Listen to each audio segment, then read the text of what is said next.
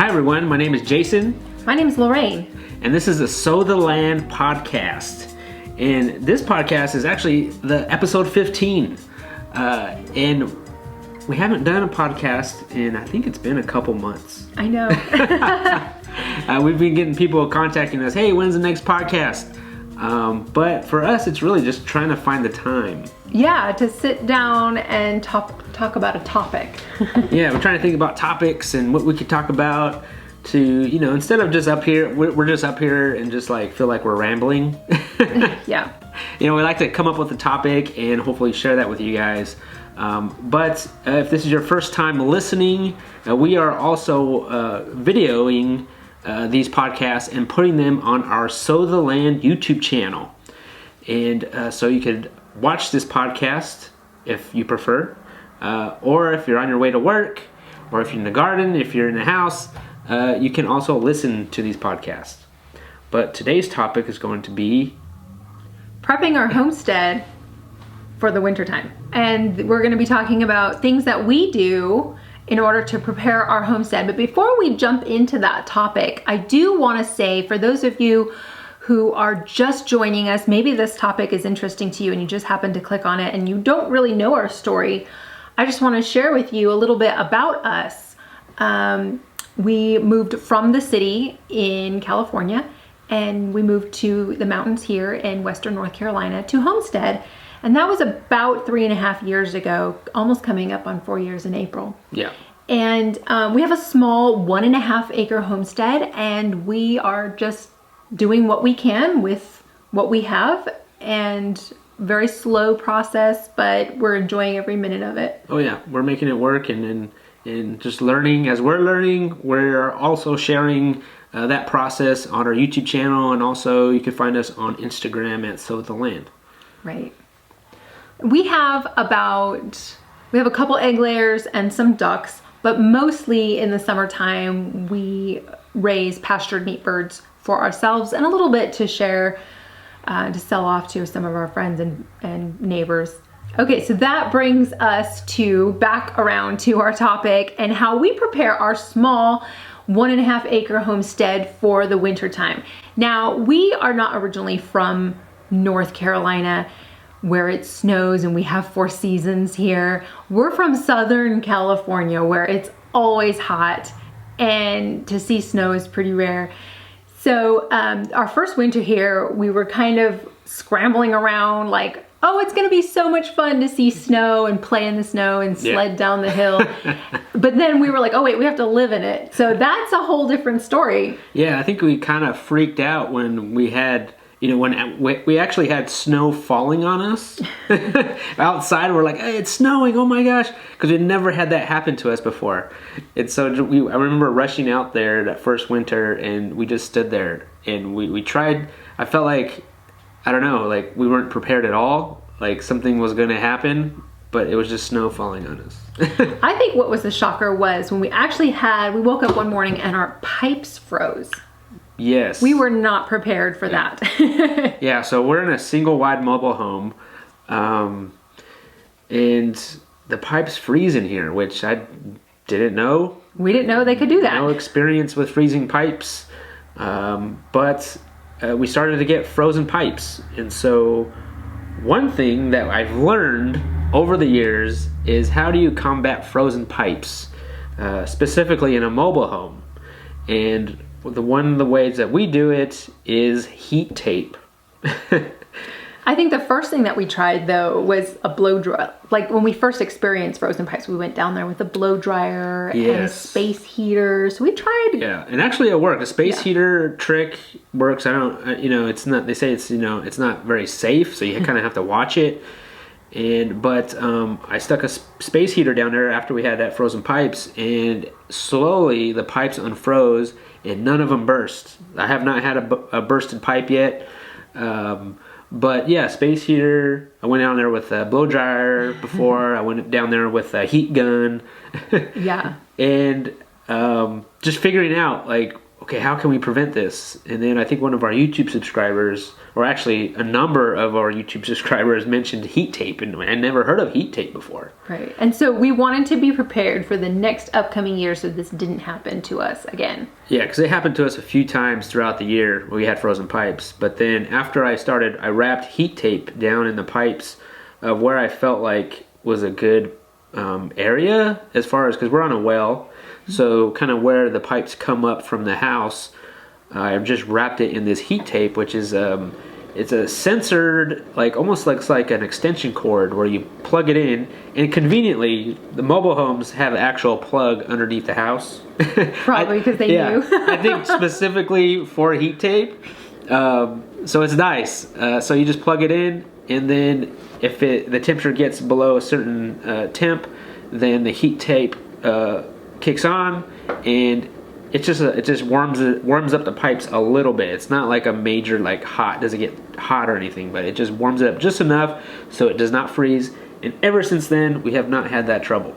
Yeah, so that's been one of our learning experiences, and one of the things that we do. So you have to go down there and remember to turn it off after winter is over, and then turn it back on beginning of winter season. Yes, and usually what reminds me is that first frost that we get when it gets down to the 30s.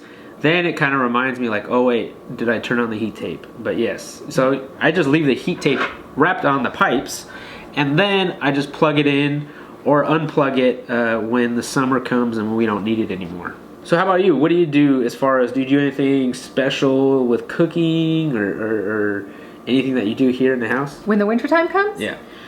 I would have to say, as far as cooking, I don't think necessarily the meals change, but I know the ingredients change. All summer long, we're canning and we're preserving and we're freezing our harvest. And when the winter does come, food isn't so fresh unless we shop at the grocery store and we do get fresh vegetables. So we do eat more soups and canned goods that I've canned. So, and frozen vegetables that we've frozen. I guess it's just not so fresh from the garden. Right. Even though a lot of it is from our garden. It is from our garden. It's just not like super fresh, but it's stuff that we've canned throughout the year. Another thing that we do is which we just started doing this year for the first time, was clean out our wood stove pipes. Right, because we just installed this wood stove last year, so this was the year that we got to experience cleaning it out. Yeah, and we did a video on that, but it was a good experience. Well, we should say we had anxiety about cleaning out the wood stove, because we were like, well, we gotta kind of have to take it apart, but I think in our minds it was like a bigger project than what it really was, because once we did it, we were like, oh, that wasn't so bad. Yeah, so it was nice. But that's one thing that we had to prepare. Right. Because we knew we were going to start using our wood stove in the wintertime. Yeah. And along with the wood stove, we have to start thinking about chopping wood. Yes. Now, I don't know we're not expert wood collectors and choppers, and because we've never really had a wood stove before last year. We're not expert at all. So do people who have wood stoves and fireplaces, do they collect wood all summer long and stack it and store it, or do you do this now? Like, is it go time in the winter time? Like, I'd like to know. Yeah, to me it seems like you have to be collecting wood like throughout the year. Like it's a non-stop thing. Yeah. Or you just have to keep on collecting wood and chopping wood throughout the year, even in the summer. I don't know. Which we didn't really do. I mean, you had gotten wood a couple times with a friend. Yeah. But we didn't stack it. We kind of just left it in a pile. But yeah, I didn't make it a point like, hey, we got to go get wood. Right. I had a friend call me up and say, hey, you want to go pick up wood with me? So I went with him. Yeah, but I feel like maybe next summer we'll have a little bit more hang of it to go out and collect. Right. Be more mindful of like, hey, don't forget, winter's right around the corner. We need to go collect wood and stack it. Like stack it, because like right now it's cold outside. I mean, it's not snowing right this second, but it's cold outside and we have to go stack wood. I'm like, do people do this in the summer, or do they typically do it in the winter time? Right. Yeah. I don't know. We're learning. Yeah, we're still trying to figure all that out. Yeah. So chopping and stacking wood, but also with wood, you built some wood stores for us. Yes, that's another thing we're learning to do is how we're going to store this wood that we have. Like last year, we used a lot of tarps. Right, and that didn't work so well because it gets pretty windy here, and they just blew off. Yeah, and it's a tarp. You know, it's not very nice looking. It's not nice. You have to. I feel like you're always playing with tarps, and it just gets kind of annoying after a while. Yes. So this year I said I'm done with tarps. Let's try to make some storage things that we could store this wood in. So I made 2 different size ones. One a bit larger one, and then one like a smaller one, kind of we could put by our door. And this will help with the wood not getting wet. And somewhere where we could stack the wood. Right, and you also filmed the whole process of that. Yeah, we filmed it in. I mean, I think we are enjoying those storage units. For sure, it's going to be nice to have dry wood and not have to go unbury them out of the snow. Yeah. So as far as preparing for winter here on the homestead, you know, we have 6 egg-laying chickens, and we also have 3 ducks. And how we are preparing winter for them is we're giving them access to our greenhouse, which is a greenhouse that we built a couple years ago. And they're not living in the greenhouse. Like, I'm not shutting the doors on them and they're living in there because it gets cold here, but it doesn't get like crazy cold. Like, we don't get large amounts of snow. Right. Like, there's no reason for them to be living in this greenhouse, and that's it. I just want them to have access to it because it does get warmer. During the day, like midday, it could be 60. Yeah, but then at night, it could be freezing. Right, it'd be like 30s, 20s at night. Like during the day right now, the sun's out, it's 60s out here, but in the greenhouse, it's about 100. So we don't shut the door on them when it's 100. Yeah. So, but they, like you said, they have access to it. Right, they have access to it, and then at night they'll go into their chicken tractor that we have, and in the chicken tractor we always put a heavy bedding of straw, and we kind of build up the sides with straw, and then just to kind of help insulate a little bit with the colder air. And they seem to be doing fine. I mean, it's a smaller chicken tractor, so they're all kind of huddled in there, which is good. And then also, because they're in the greenhouse, they're also kind of improving our soil in the greenhouse, which definitely needs improvement. Yes. And so hopefully that will improve for the next time we go to plant in there. Right, and so in order to have the chickens in the greenhouse, we had to prepare for that. Right. So we had stuff growing in there, but it was finished. And then we had to clean up. We had like a bunch of potting soil and potting cups and shovels and stuff like that. But you also brought in compost. Right. Yeah. Well, we had wood chips. Wood chips. Yeah. Yeah. So also bringing in wood chips is important because it kind of gives the chickens something to do, something to dig in, right. And then it also covers the ground. And then whenever we have some food scraps, I'll dump it in the greenhouse also. And again, it also gives them some food and it gives them something to do. And it helps hopefully kind of build that soil that's inside there. And so far, I think they're enjoying it. Like when I walk out there and I know it's a really cold day and I see them inside the greenhouse, they're digging away and they're having a wonderful time in there. They're even laying eggs in there. Yeah, they're doing dust baths. Oh yeah. So I know they enjoy it. Yeah. Yeah, so they're safe. They're good. So let's talk about winter clothes. Winter clothes in a small mobile home. Let's talk about winter storage in a small mobile home. So like jackets, big jackets, thick jackets. Snow boots. Thermals. Puffy gloves and scarves and beanies. Yeah. What I like to do is put them in storage containers, like the storage bins. And that just goes either under the bed or in the closet during the other summer warmer months. And then when winter comes along, I drag those bins out and put away our summer clothes, kind of like swap out the bins. And so that way we have them handy. And then when winter's over, they just go back in their bins and be put back into the closet or under the bed. Right. Yeah. But I really enjoy the process of bringing out all of the winter gear and taking a look. I mean, I like doing that seasonally, not just with the winter clothes. I like doing it again in the summertime with the summertime clothes and seeing what we no longer use, what no longer fits us. Maybe we thought it was a great idea to own this piece of article of clothing, right, you know, at one season of life, and then review it. And then, you know, especially with Penelope, she's growing so fast. You know, I had saved a pair of snow boots for her from last year, because last year I bought 2 sizes too big in hopes that she'll wear them again. But we put them on her and they didn't fit. But yeah, so yeah, I like reviewing. I like reviewing our things that we haven't seen for the whole 6 months, you know. Yeah, plus it helps us. Yeah, it helps us to figure out what kept us warm last year, what worked and what didn't.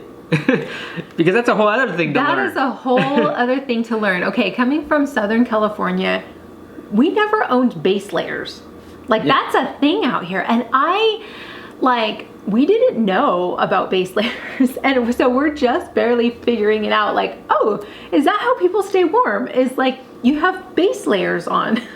Yeah, and they work so wonderful. Yeah. So base layers, that's a thing. Bring them out. So with our garden, as far as the winter is concerned, you know, what steps do we need to prepare our garden for the winter? Right. When we have our first frost date and we have it down on the calendar, that signals us like, hey, winter's coming. We've got our first frost date coming. What does that mean for us in the garden? The first thing we always do is plant our garlic. Yes, that's the first thing. And then what we've been doing is covering it with straw or hay. Just kind of put a little light layer right on top of after we plant the garlic, and that kind of gives it a little bit better of a barrier for the cold and for the snow. And it's been working pretty well for us for the last couple of years. Right. So we've got our garlic in the ground. What about the rest of the garden? We like to use the Agribon low tunnels, which is like a cover that we like to do over the rows. And you know, our garden gets super small in the wintertime. It does. We don't have a whole lot of things growing there. But like right now, I think we just have like collards, kale, lettuce. I mean, that's what I like growing, is the leafy green stuff in the winter. Yeah. Like there's nothing like crisp kale in the wintertime. It's the best. Yeah. So we'll at least have like 1 or 2 rows of leafy green stuff, but we'll cover it with the Agribon low tunnels. And that seems to be working okay for us. Yeah, it helps keep the snow off of the plants. Right. So I like that to keep the leafy greens from freezing. Yeah. I mean, we do get some frost on the leafy greens, but for the most part, it helps. And then we have some like random carrots and stuff in there that we like having. But it really, I think maybe 3 to 5 rows that are actually planted. So our garden actually goes into halves, so our garden actually shrinks down to about half the size it was. We just pretty much rip out all of the dead plants, and we still want to keep the mounds going, and then we just tarp the rest. Yeah, it's like we put a blanket over the rest and put it to bed. Yeah, and that way it sleeps, it rests, and the tarps that we use, they're not going to kill every single thing in the soil, because we've lifted up those tarps every year after the winter rest, and there are beneficial bugs and tons of earthworms. Yeah. So I mean, it's still, the soil is still being protected and covered, and it still can breathe, and it's still really healthy. I guess it acts like you try to mimic nature is what it's doing. So you could probably get the same idea or the same concept if you just bring in wood chips, but it's simpler just to put a tarp. You know, you don't have to be hauling in wood chips, and the way we haul it, we have to do it by hand every single time, and you know, that's a lot of work. Yeah, or you could grow cover crop over it, but that won't last the entire winter season, right? And then the tarp will help more as the springtime starts popping up. Weeds are starting to grow, so that will help in the beginning when the grass is starting to grow back and everything. But as far as our garden is, it's pretty much in winter mode right now. Our whole place is in winter mode. And what's great about the winter is that I like how everything kind of slows down. I do too. Being so that we're so like, the garden, and then we have the meat chickens in the spring and summer. It can be like crazy hectic. And then, we have our own business. I mean, that even more hectic. And so now that the winter or the fall comes and winter comes and everything kind of like goes to a stop almost, like really slows down. So that for me, like the building stuff and planning stuff mode kicks in, where I really like making things and building things on our homestead. So the fall and winter is good for that because it's not so hot for one, and it's slower in the garden, so I have time to do these things. And so I just finished extending our garden shed out. So I just finished that. I'm still I haven't put out a video for that yet, but I will be doing that soon. And then another thing, we're getting ready for pigs. Right. Possibly we'll get pigs next year. In the springtime. Yeah. So but I need to build a structure for them. So I've been planning out that and seeing how that's going to go. But yeah, so everything's just kind of like hibernating. Yeah, hibernating, and you kind of go with the seasons. Yeah, I kind of like this season too because we do get to physically hibernate, but our minds mentally it's time to like start planning and incubating. I feel like it's such a wonderful time. Like Penelope and I, during the winter season, we like to do our handicrafts, and all year long we get to learn new handicrafts, but then like in the wintertime, that's when it's like we get to really explore them and do more handicrafts because we make homemade gifts. Yeah. So we'll bring out the embroidery, we'll bring out the knitting, we'll bring out the sewing. So it's a fun time for us too inside the house. So a few new things here on our Sow the Land homestead is that we got new Bernice t-shirts. We're actually wearing them right now. Yeah.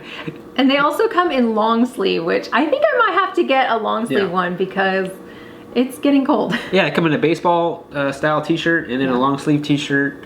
And then we also have a couple of the new Grow Food Build Stuff hoodies that are on our Sow the Land bonfire website page. And yeah, the Bernice t-shirts are doing pretty well. They are. We weren't really sure how they would do because a few people have asked us, Bernice needs her own t-shirt, but we were like, I don't know. Yeah, like, does Bernice really need a t-shirt? She needs a t-shirt, apparently. But yeah, I mean, like, people really like them and people are buying them, and so we're thankful for that. And I know Bernice is thankful too. Oh yes, Bernice. Everyone loves Bernice. She's our chicken. For those of you who are new and are wondering what the heck we're talking about, she's our chicken. Yeah. She is our astrolorp, and she's got the kindest eyes. Yes, and she is so humble. She is such a humble chicken throughout all of this. We look at her through the window and she's like pecking on the ground, looking for seeds. Yeah. She is trying to find the perfect spot to lay her eggs. Mm-hmm. So humble. So humble. But I think that concludes our podcast. We hope today. Yeah, we hope that this information has been really helpful to you. Yeah, and you could find this podcast on iTunes, Spotify, Stitcher, Google Play, and all those podcast apps. And then you can also find it on our Sow the Land YouTube channel. We usually post it on the podcast apps first, so you can listen to it, and then later we'll post it on our YouTube channel. But we appreciate you guys listening and watching, and we'll see you guys next time.